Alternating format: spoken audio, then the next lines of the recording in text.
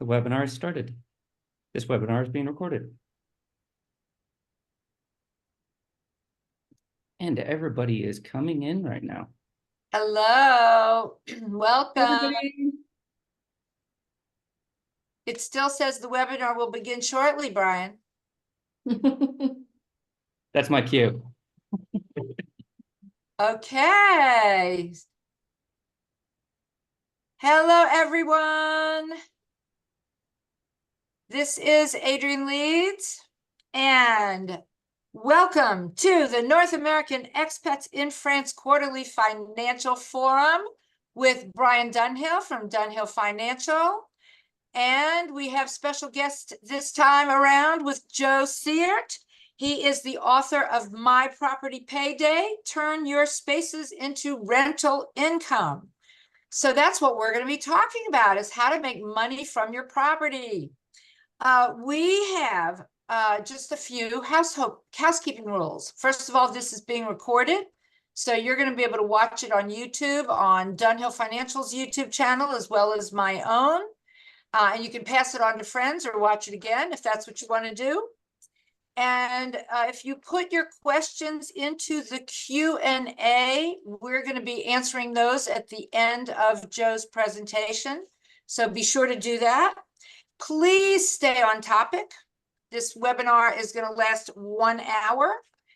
You will have an opportunity to buy Joe's book, and he's going to tell you all about that at the end.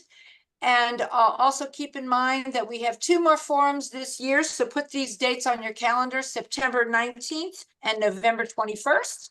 September is why you don't want to give up your US citizenship. And November 21st has to do with banking and daily money issues. So on that note, thank you. I also have Patty Sadowskis here. Patty, you can raise your hand. Patty's going to help us with the Q&A. And I think Brian, take it away. Oh, brilliant. Thank you so much, Adrian. Always good to see you. Always good to see everyone on here. It's been a couple interesting years when it comes to real estate, and we finally get to Adrian's big topic. And what am I doing? I'm taking it away and running with talking about real estate until I pass it off to Joe. Real estate has been one of the best segments of the investment market for the last 20 years. Now, it's not just because of the sheer returns, but it's because most of us have the opportunity to leverage ourselves in when we're buying real estate with a mortgage or other means. And that has given outstanding returns in a marketplace in which interest rates have been going down since 1982, all the way until last year. And that's what we've really seen when we look at the Callan periodic table of elements, also known as the periodic table of returns, in which essentially, if we go from left to right, you see each year from 2004 until 2023. And from bottom to top, you see the best returning asset class to the worst returning asset class. We saw great returns in the first 15 years or so, and last year was a little bit troubled for obvious reasons. Interest rates moving up caused real estate to really have a hard time. Now, when I'm talking about real estate, I'm talking about it as an asset class in our investments.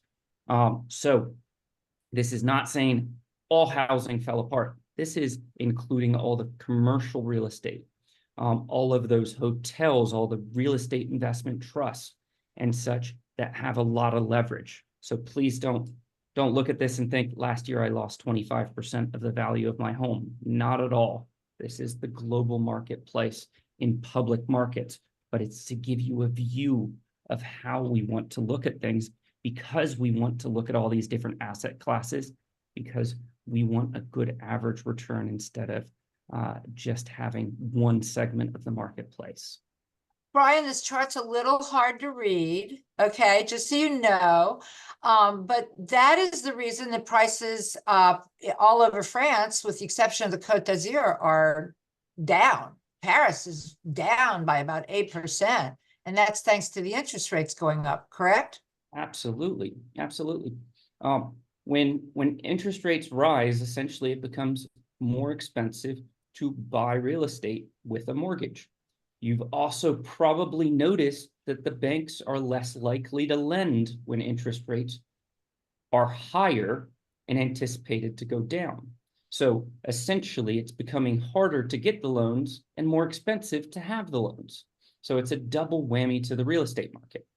Now, what most analysts expect is that interest rates will start to go down. The European Central Bank has started to bring them down a little bit. The Bank of England decided to keep them nice and high.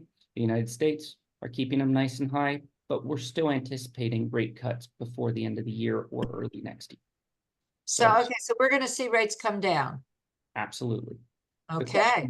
The question we should be asking is when, not if. So, naturally, that becomes the view of how do we really want to value real estate? And Joe's going to be covering a lot of fun topics, much more fun than I'm the stale things that I'm talking about on the economic vantage point. But essentially, what we want to look at is over time, two big things to concentrate on is what are the average earnings of people in an area when we're looking at real estate prices? Because naturally, if people aren't earning money, they're not able to afford the real estate. Some communities are a little bit different. Vacation communities, maybe the French Riviera might be a little bit different. Florida in the United States is definitely different, where the retirees go. But essentially, earnings to values of real estate should have a correlation. These are great graphs that we get directly from The Economist, and they publish them for every single country. So you're able to look at those valuations. The other one is how much you're going to be able to rent something for. You compare the value of a house to the rent. Is it overtly expensive compared to renting or cheaper than renting? And that becomes very important over the course of time. Because naturally, if we're looking at a piece of real estate as an investment instead of just a place to live in, bricks and mortar to put yourself into, we need to make sure that we're getting those right valuations and that we know the rate of return that we should be getting. Now, I'm going to be really intrigued to hear what Joe has to say about this, but whenever I'm looking at real estate, I'm expecting some way, shape, or form to get at least a 10% annual rate of return. And sometimes that's possible with a rental. I mean, when we were doing short-term rentals, as long as they had a mortgage because they had a much lower investment than if they'd paid cash, it was not difficult at all to get a 10% return on investment. That's to me my goal, because especially with using leverage, I want something that's in comparison to the S&P 500. If I'm not getting that, I have less liquidity in a home, but I don't want to get less return. So I want that leverage to be able to get more potential upside, but I want those same types of returns. And that's where I'm getting to what my valuations want to be there. Josh has been nice enough to put together an article on how we value properties. I don't want to get too deep into that, but you can see the link when we send that out. And that comes to my last topic that I really want to concentrate on, which is how much of our financial position should be in real estate. And it differs from person to person. It's always a question of how much you can afford to be illiquid. When we have a time like COVID, how much can we count on not generating income at the same time as not being able to potentially sell it at the price that we need to sell it? A good going ratio is 50% if you look at the financial planning books. But naturally, if somebody has a steadier job, or they're self-employed but have disability income or the likes, therefore they have a steady income that's coming through, that could be much higher. Whereas somebody that might be working as a gig worker and might not have good recurring income, it might need to be a little bit lower. But essentially, you want to calculate how much of your portfolio should be liquid, and therefore how much of it can be illiquid in real estate, so that we don't find ourselves in a pickle when times become tough. Now, essentially, that gets into how do we creatively find ways to make those incomes high enough and get great ways. I've been lucky enough to get a copy of Joe's book this week. And I've really enjoyed it because there are some of the most creative things beyond just a direct long-term rental, which is, for my uncreative mind, the way I typically look at real estate. So I want to pass it over to Joe, and I want to hear Adrian dig deep into this because you are in for a fascinating day in meeting Joe and talking about different ways to make money from real estate. So I will pass it over to you. Joe, it's all yours. Thanks, Brian. Thanks, Adrian. I'm going to try to share my screen now. Okay, great. So we've got Brian stopping and me starting. So I want to make sure that everybody can see this okay. How does it look like on your end? Does that look pretty good? Great. Okay, fantastic. So as Adrian and Brian mentioned, my section, I'm going to be talking about my book, or actually the subject of my book, which is turning your spaces into rental income for you guys today. So who am I? Well, I'm not a licensed professional like the two that you have, or maybe three on the webinar with you today. But I have been working quite a long time in prop tech startups for about 10 years. I was a director of a real estate agency in Paris for some time, and also maybe working on the technology, the sales side of technology firms that are helping people take advantage of this new prop tech world. Originally from Silicon Valley, but been in France for 20 years. So I've not only worked in the industry, I've also participated in transactions, been active in these revenue income streams, using property myself, and helped other people do that. I've been spending like about 5 years researching and writing this book, which is actually my third book. The other two have nothing to do with this. It's just a lark and fun. But you could pick those up too. So I guess what I would say is that not being a lawyer, accountant, financial advisor, please do seek a professional guidance, like from the experts that you have on the screen with you today, to look at your particular situation. And I'd be happy to join them if you want specific consultation with them. So what spurred me to write this book? Well, first of all, I noticed a number of trends which are sort of converging, which brought me to the pages of the book that I'll talk about in a second.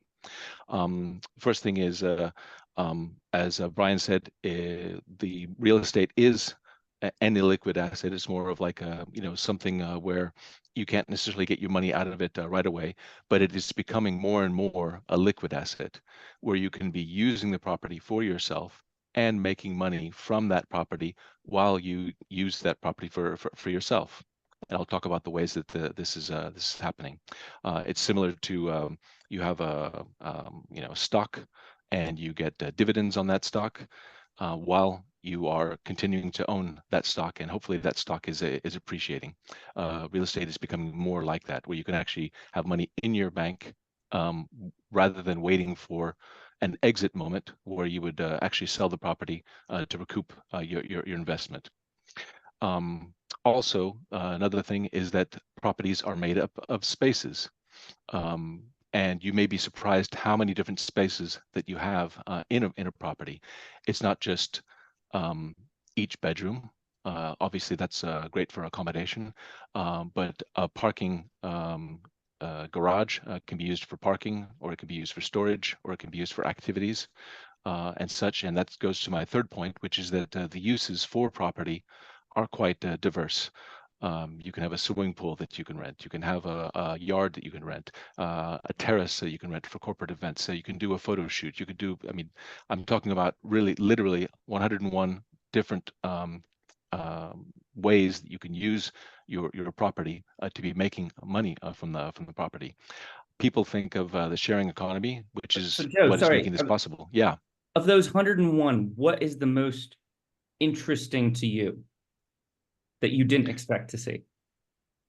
I guess the most interesting when I did my calculations and I talked to people was, just having a swimming pool. Personally, I don't have a swimming pool, but people who rent their swimming pool, you'd be amazed how much demand there is for people, especially on a hot day, to go have a swim.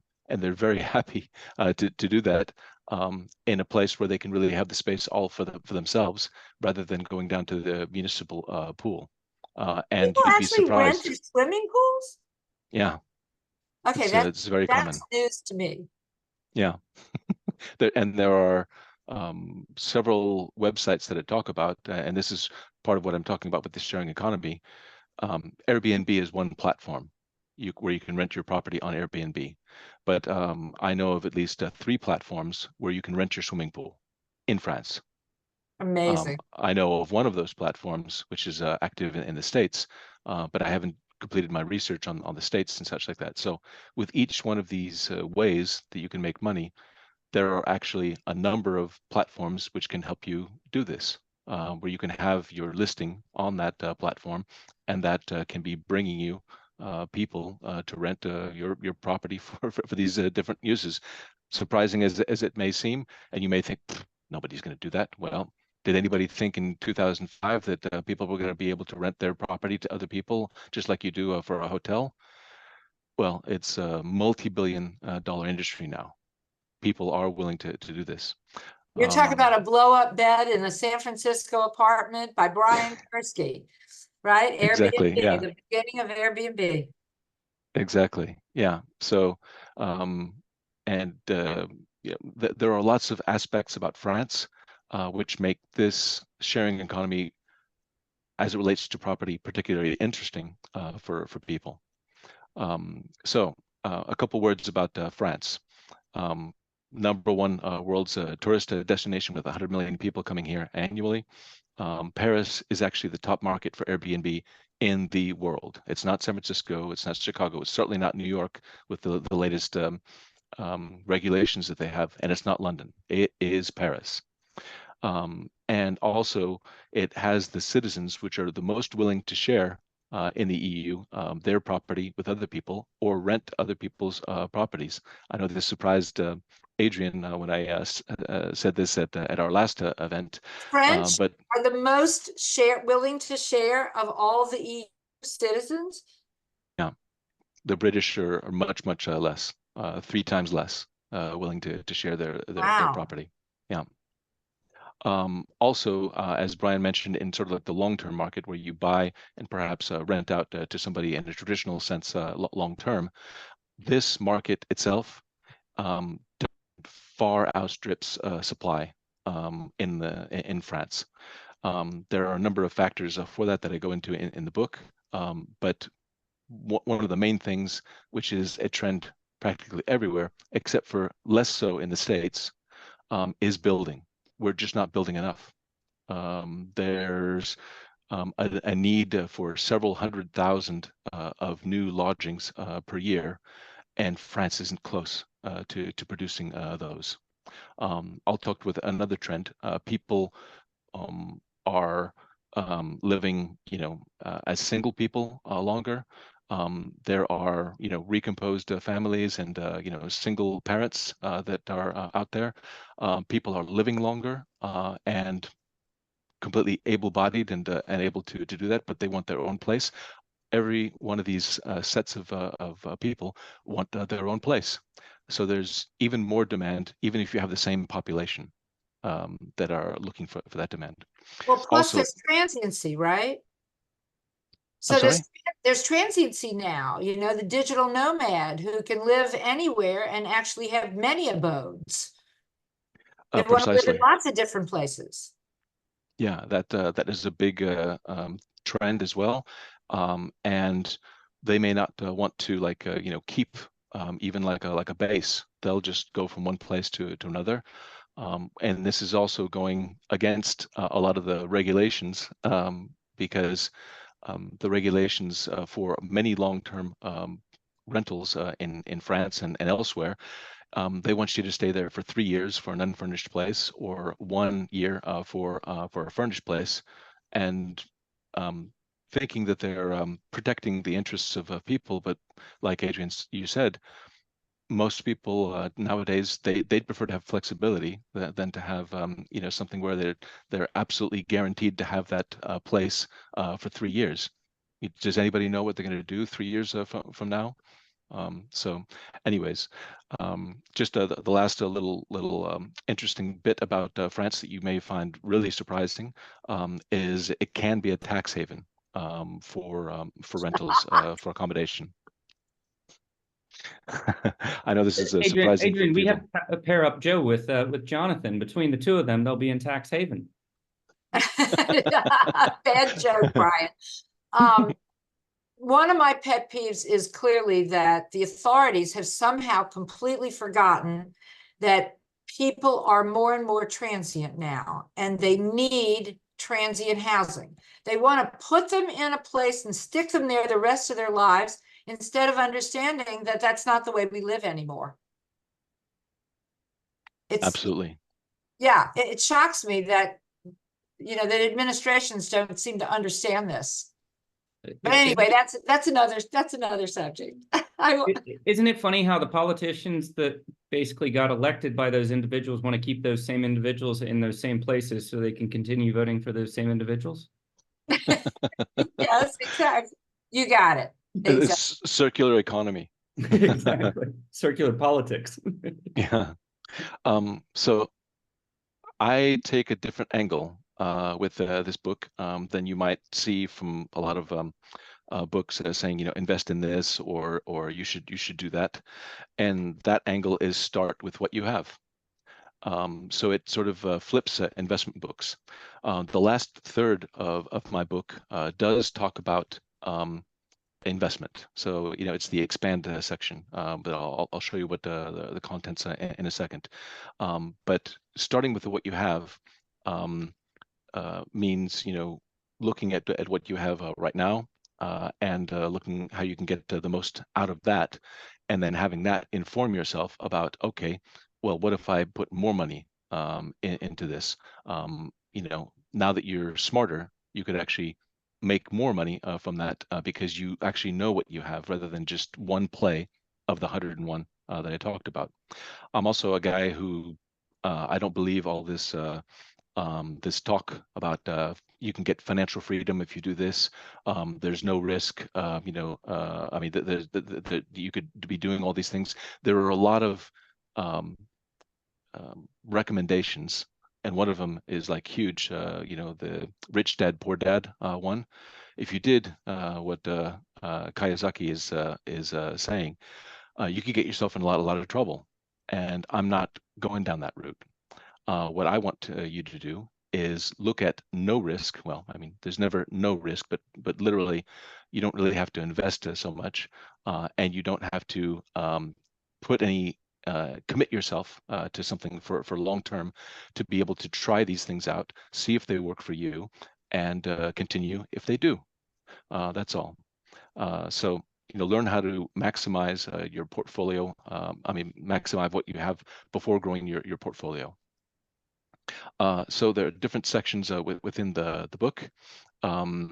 And we talk about setting the stage, all the stuff that goes into it. But as you see, the expand section, the last third of the book, doesn't happen until the very end.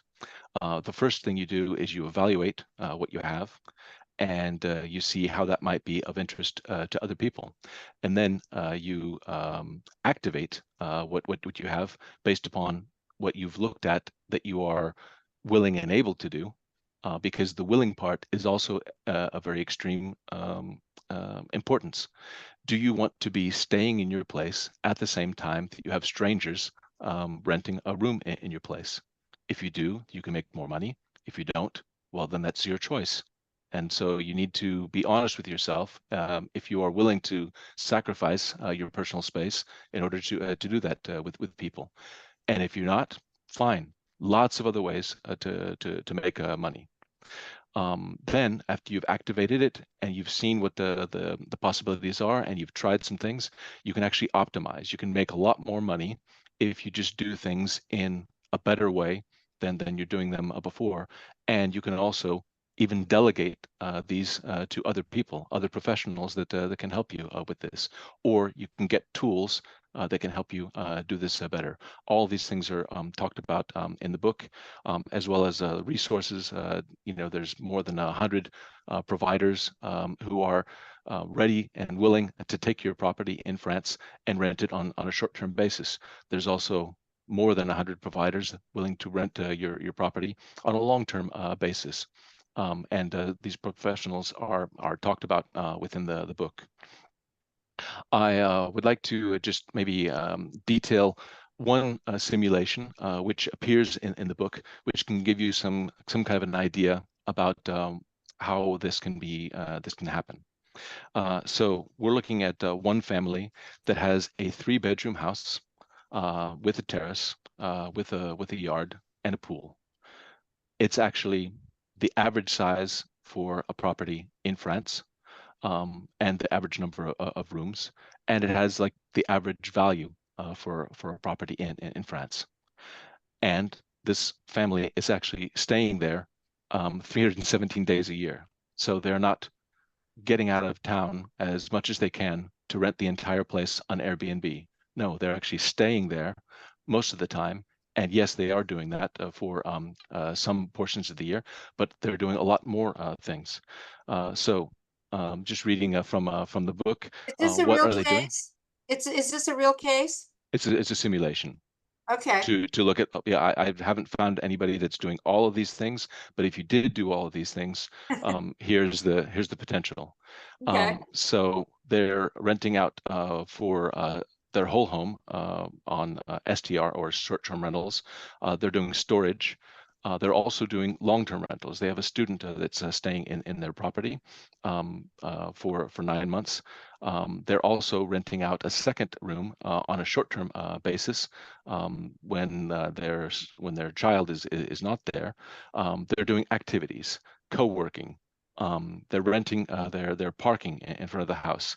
They're renting their swimming pool. They're doing events, and a number of different activities at the house.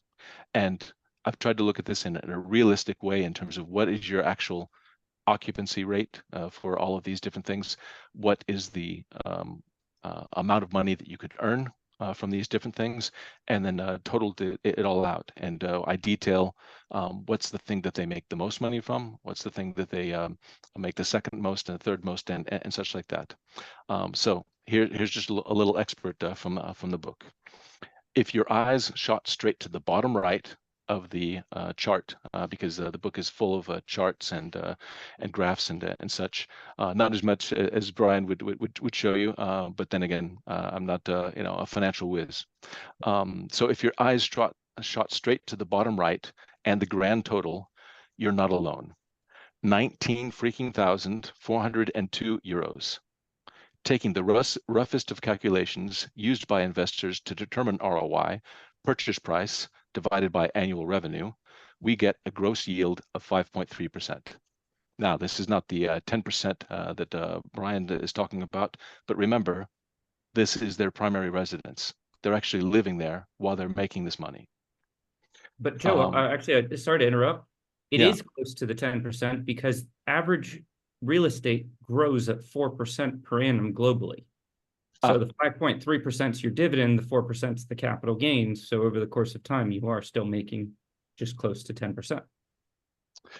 Yeah, well, that makes it even more amazing. But for me, when you add this up, and you talk to people, this is really amazing. Considering the owners have hardly invested any new money, they are simply leveraging their initial outlay, which they didn't even think of as an investment. The Forestier family, that's the family that owns the place, wanted a nice place to live and to enjoy for themselves. Then the sharing economy opened the door to possibilities unbeknownst to them. So you can see this simulation and the charts and such like that in the book, and I hope that you do, and I hope that they become an interesting way of looking at this for you. So I was asked by Adrian to help you understand, if you did want to invest, if you did have capital in order to invest in a new place, well, where would you invest? Or perhaps if you already own property in these places, wanted to find out where what you could possibly do with those. So I've broken this down into a couple of different areas. The first one is LTR. So LTR is long-term rentals. So this is essentially the traditional market, where people would rent for themselves or for their families. And what we see is that college towns are a popular place to invest. There are some places like Lille and Bordeaux where they're kind of set, where they don't have quite as much demand, or the supply is greater than other places. But in places like Mulhouse, in the east of France, or La Rochelle in the west, these are college towns that have a dearth of supply available to them. So if you buy in these areas, and your target audience would be students, these would be good places to get a return on your investment. Also, sort of medium-sized cities. These are cities which are maybe outside of some of the major metropolitan areas. Saint-Étienne is close to Lyon. Niort is close to Bordeaux. And Bordeaux itself, I would not recommend as a place to invest, not just because the property values have skyrocketed, so it's going to take a while for those to come down to reality, but also because I think they're subject now to rent control, and also they have some of the highest property taxes anywhere in the land. So that whole combination makes it less attractive, as Niort, which is right nearby, people can easily commute to into Bordeaux from Niort, and there's a good working population there that's making good money, and there's a lot of demand in that area. So some of the areas that you might want to look at, and we talk about other ones in the book as well.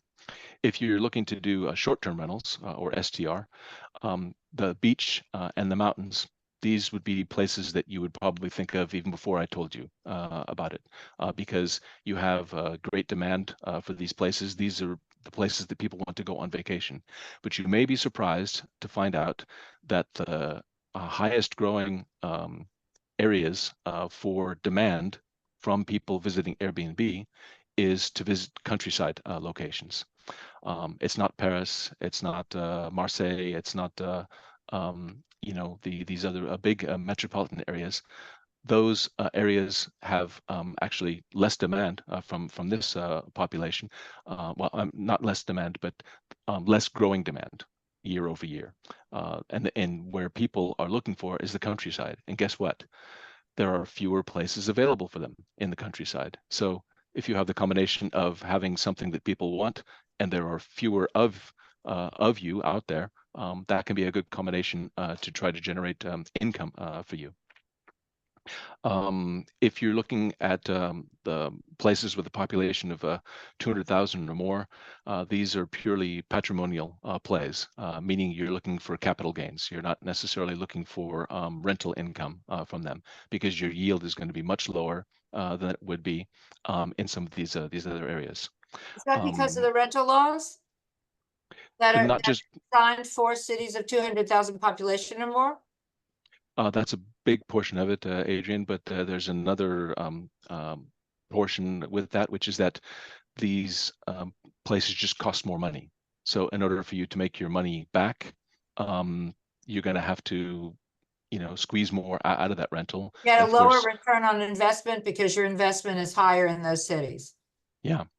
Right. So it's you kind of got a double whammy. So really, what you're looking to do is maybe stay at 2-3% yield, and hopefully the property will be appreciating, and then that's when you'll get your big return. It's not going to be right now Right. or Well, on the annual. I mean, for just a small example is, in Paris, the sixth arrondissement is the most expensive district in terms of purchasing property. Okay. But you can rent a property in another district, the second or the third or the fourth, where the prices for the property are much lower, at about the same rental rate as the property in the sixth. So you get a much better return on investment just by virtue of that. Yeah. So you can play with these figures as well. But as Brian's chart kind of showed, there's going to be a divergence. Now, you can try to time the market either for property values or for rentals, but you're probably going to be holding this property for quite some time. And over time, all ships level out. So I tell you today, Bordeaux's not a great deal. Talk to me in 5 years, maybe it'll be a great deal again. And you can also be doing, parking, storage, and activities. If you're close to a metropolitan area, you're going to have more demand for space. So these are going to be areas that you're going to want to do that. And events, what corporates are looking for, or people are looking for weddings, for other things, is an exceptional property. So if you have an exceptional property, it doesn't matter where it is. You can be attracting events to that property. What to buy in the areas that you've chosen? Well, I do a big talk about this, and I really, really regret to say it, but pre-owned properties, or anciens, are going to get you better ROI than new build. There's a number of things working against new build, which makes new builds actually really detrimental to ROI on a short-term basis. They can be interesting for buy and hold because there's a trend which is happening in France and probably in a number of other countries. I know the UK, maybe less so in the States, but certainly it's coming, which is that governments want you to renovate your property. There are a lot of energy wasting properties out there, and they want you to renovate to make these properties more energy efficient. But that hasn't caught up yet in France. In France, when you buy a new build and you go to sell it the next week, it's like buying a new car. You drive it off the lot and you've lost 20-30% of the value. It seems unconscionable that is the case, but people are not willing to pay a premium for a new property in France.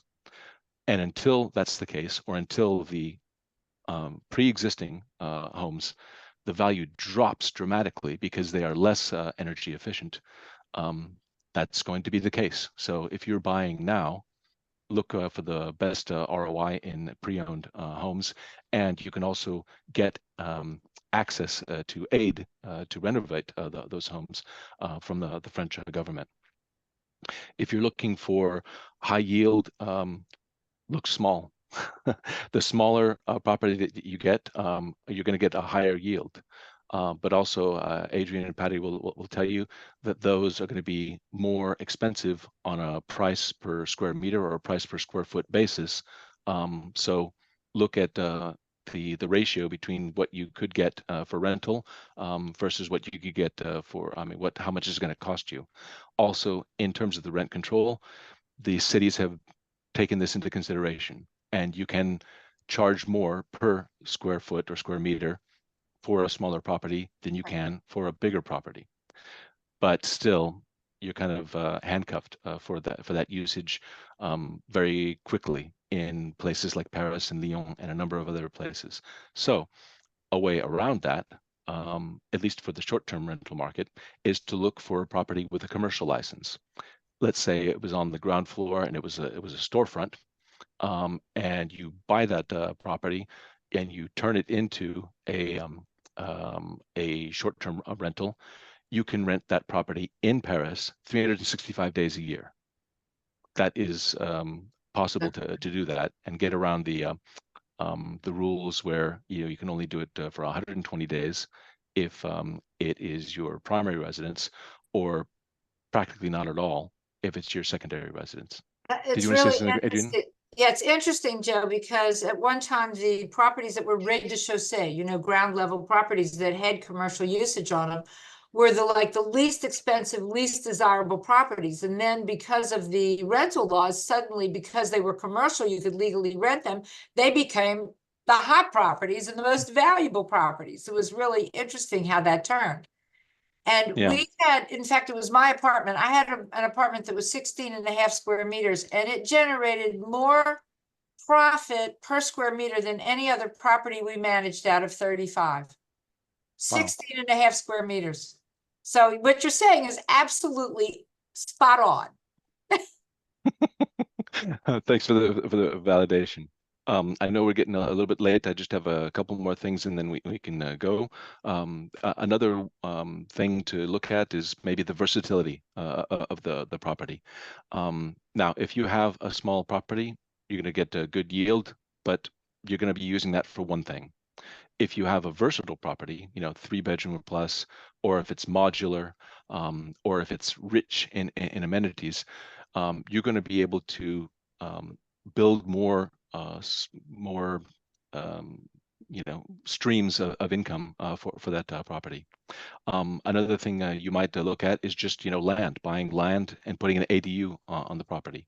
A form of an What's an ADU is ADU? it's like a tiny house, or What you does could that put stand for, ADU? I forget. I wrote it in the book, but yeah. Sometimes you forget what you write. So, but yeah, that look up that and you'll see Accessory that. dwelling unit is what it comes Ah, out. What thank is you. it?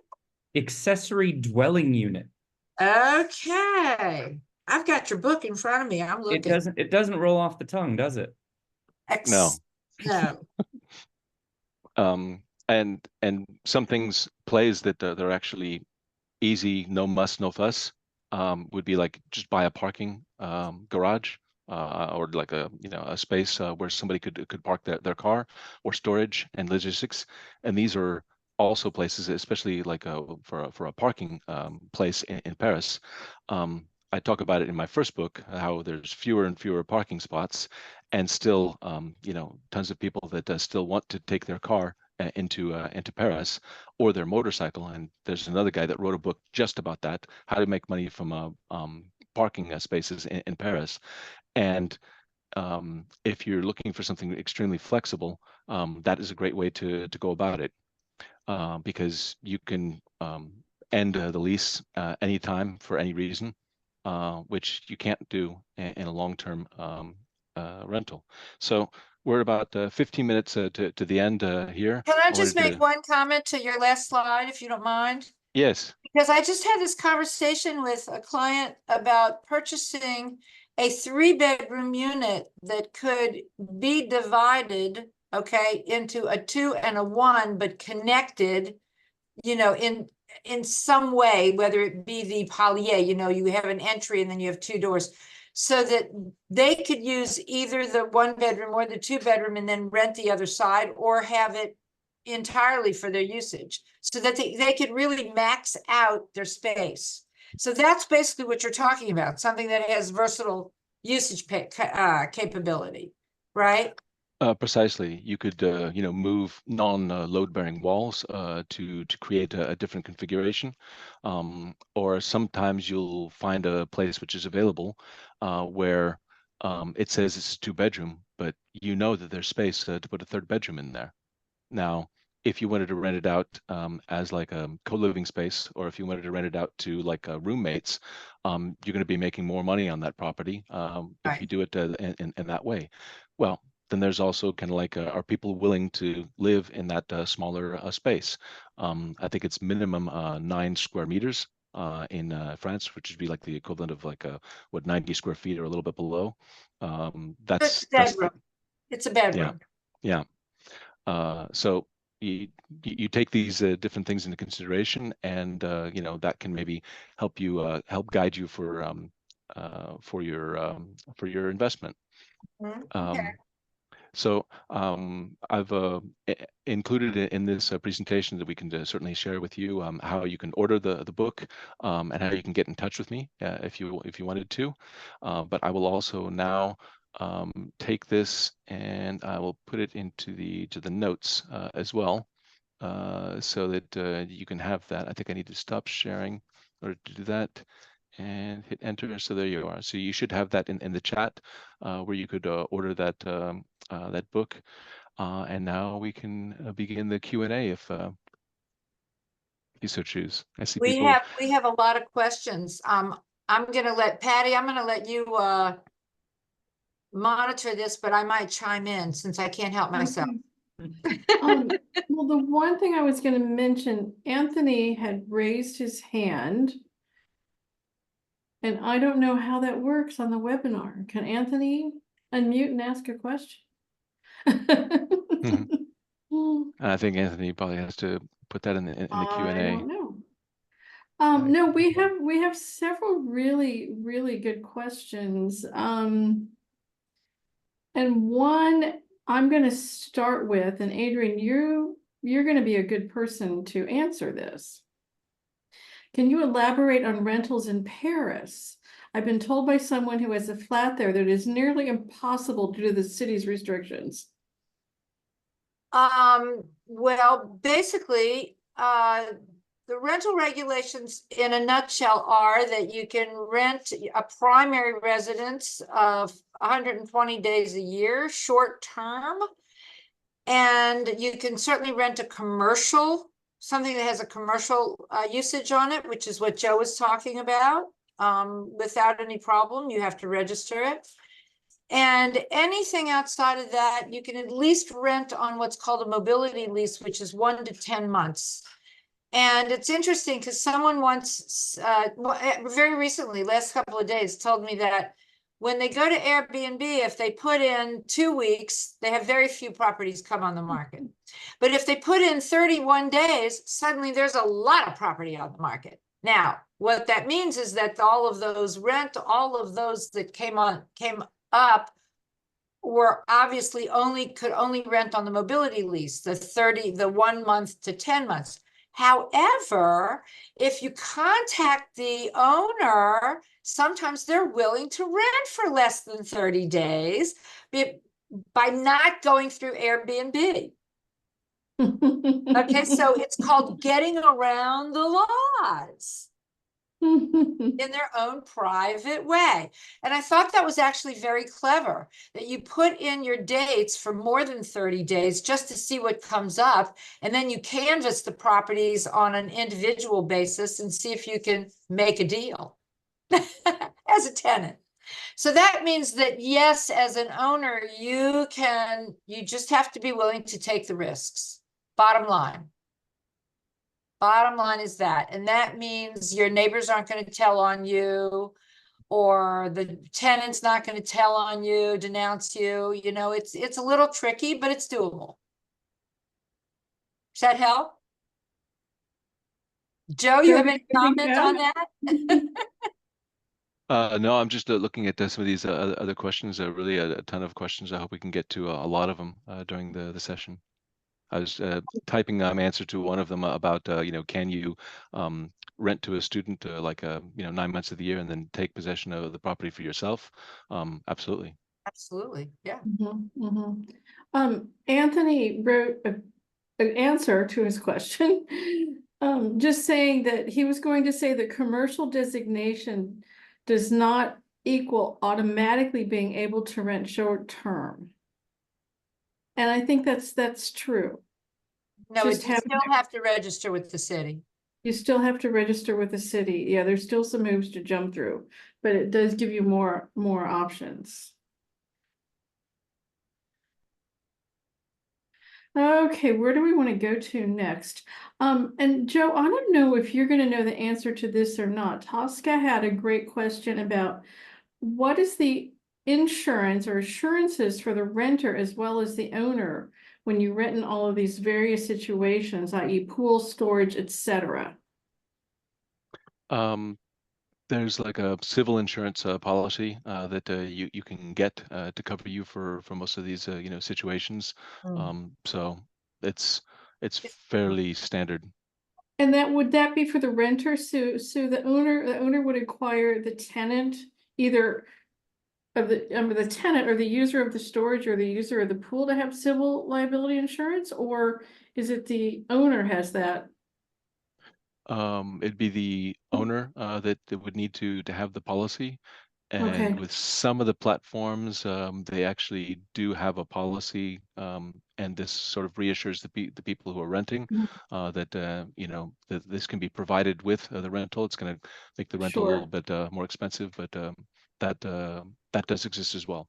We used to recommend that they just take out a multi-risk policy, the Mhm. owners, multi-risk. There's a question here I'm dying to answer. Okay, it's since there's no MLS, how does one find property? Do you know Okay, anything about Adrian. that, Adrian? Can't imagine. I mean, basically, that's why we exist. We find property. That's what we do. How does everyone not know that? But anyway. Visit our website, adrianleeds.com. Okay. Did you want to answer the question as well about the French real estate rates? I mean, what you can get from a bank for terms? Obviously, this is a kind of a question. Mortgage How question. long is a piece of string? Wait, which question was that? It's about There was a question about French mortgage rates, and I don't know those. well, the French mortgage rates right now are hovering around 4%, so they're quite a bit lower than they are in the US, as they always are. They're always about half of what they are in the US. Getting a mortgage is more difficult, however, because the banks don't want to lend to people who are over the age of 60 or who are self-employed. That doesn't make it impossible, it just makes it more difficult. Or those with foreign income. Well, they have to, if they're salaried, though, they can prove it. We work with better, yeah. brokers that deal directly with non-residents. Well, a couple other things to think about there. You won't get a 30-year mortgage in France. They're always No, gonna no, be a no. lot shorter. True. They're going to be what, 10 to 15 or 20 years? 20. Yeah. And so on the 20-year gap, you're probably paying just over 4, and on the 10-year, you're paying just under 4. Is kind of the range that the banks are indicating right now. Mhm. So a Is that question. yours, Brian? That is Nala. She's ready for her walk. A question for Joe. If the mayor's office is not granting short-term rental permits, how could you rent and make money from your investment? In the most typical scenario, you would buy the property, which would be your secondary residence. You have your primary residence elsewhere, and you're absolutely right. The mayor is going to be very reluctant to give you a license to run that property as a short-term rental. And the option to like buy 3 times the value of that property in order to use that property as a rental, it's just nobody's going to do that. Stupid. So Adrian mentioned one, which is the mobility lease. You can rent that property from 1 month to 10 months out of the year to a displaced person. That's totally possible. There are also a couple of other leases that we were talking about earlier about like a civil lease or another lease which may allow you to to rent the property for a different way.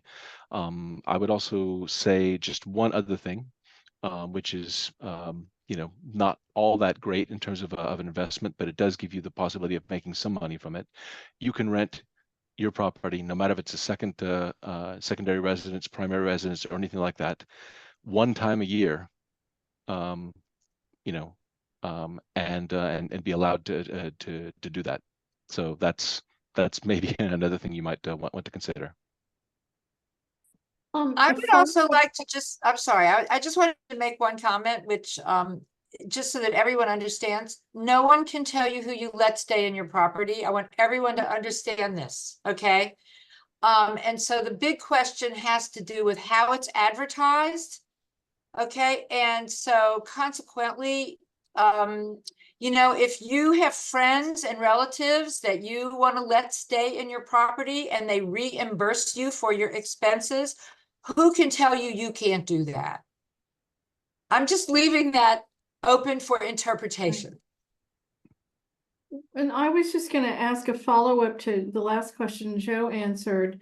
If you're renting, say with a mobility lease, do you have to register with the city? No. It's considered to be just like another kind of lease. One thing that I did find out, which is unfortunate, is that the mobility lease is still subject to rent control. Wow. So that's unfortunate, because in places Yeah. without rent control, you can put whatever price you both agree to, similar to like a civil lease. And that can make it much more attractive for yourself as a landlord. But what you cannot do with a mobility lease is you can't also ask for a deposit. So you need to make sure that Any whatever deposit. price you're charging, yeah. Right, that I have never understood that myself. So it is a risk, it is a risk for the landlord. Mhm.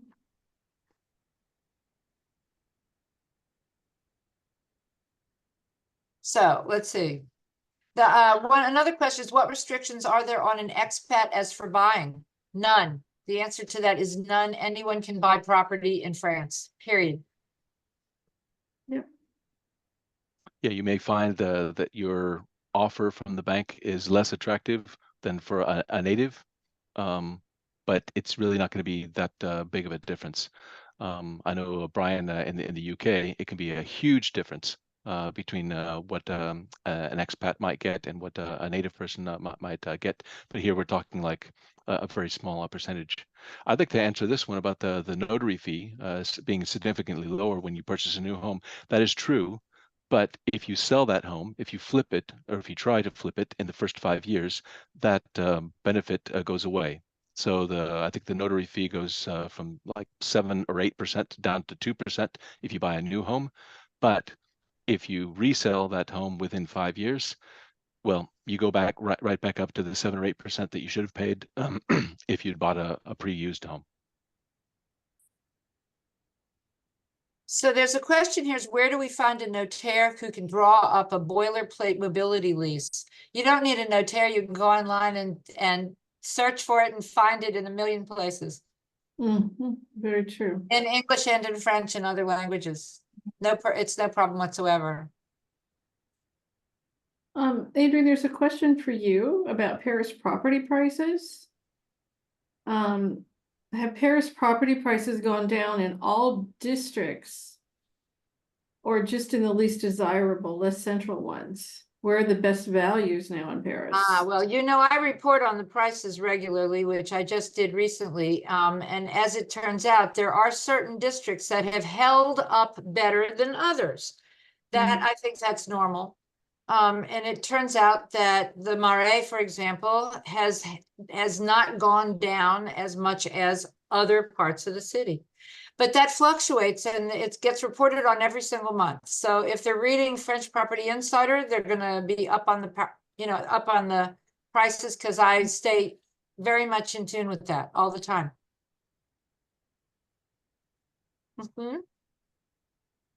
Somebody asking about taxes. You know, if the rental income is in France, you need to pay taxes on that rental income in France. I mean, maybe Yes. Brian or his colleagues will be able to advise you about that. The answer to that is yes. If you are renting in France, okay, and you are receiving your income in France, and the property is in France, France wants you to report the income and pay the taxes on it. But if you let your friend or relative stay in it and they reimbursed you for expenses, then, and you're not tax resident in France, so who's going to know about that? That's how I look at it. Joe, I was going to ask the question from Marianne about, what about the purchase of a village house with a commercial premise on the ground floor, could the commercial premise be turned into an apartment and be rented out as a short-term rental full-time? By village house, are we talking about like a maison de ville? Like something that would probably be within like the city Maison de center. village, yeah. Yeah. Yeah, So yeah, it could be possible that you could have like the whole building where the ground floor was maybe for commercial, and then the other floors are used for residential. I think that probably does exist. However, I'm almost certain that those would be considered to be two lots, where you have certain rules for one of the lots and other rules for the other lots. But the regulations, those regulations apply to cities of 200,000 or more, which is certainly not a village house. So it may Right. be that the village has absolutely no regulations about it at all. or True. they might. Or they Well, might. you're right, it depends on each little municipality. Right, how they exactly. handle it. Exactly. But typically, they're not gonna have the same kind of laws that you're gonna find in the bigger cities. You just have to absolutely research every situation. Mhm. It's France, it's complicated. Yes. And that's why we have you, Adrian, to consult with. Too uncomplicated. Sadly, our time has come due, It has, it's 8 o'clock. but you can get the full book from Joe. His links are right there in the notes, and they will be in the follow-up email. You'll also be able to find this whole video on YouTube. And Joe, you don't mind if they contact you thereafter? We'll provide your contact information. Sure, absolutely. Joe at mypropertypayday.com, and it's listed in the chat. So happy to speak with you, and I'm sure Brian and Adrian and Patty as well. Well, I'm going to report on it in Monday's Nouvelle Lettre and have a link to the YouTube so that people, it can be watched again. And I'm going to also take note of a lot of these questions and try to answer some of these questions myself. And so that, you know, we can satisfy as much as possible here. Yeah. And so, Joe, I really want to thank you very much for making this presentation. I think everybody needs to go out and buy your book if they're intending on renting their property, because it's filled with amazing, valuable information. And you probably, oh, I've got my, you can't see it. It's You can see it's see it an like this. invisible box. There it is. Joe's got it. My only disappointment of the last hour is that we didn't talk about how I can turn my property into a camping ground, but it's in the book, so you can enjoy it there amongst the 101 different ways that you can rent out your apartment in different ways. It's extremely interesting. Joe, thank you so much. Thank Patty, you, everyone. Thank you, Joe. Thank you, Brian. Thank you, everybody. Patty. we will see you the next time around. Okay, bye. Thank you, bye-bye. Bye-bye.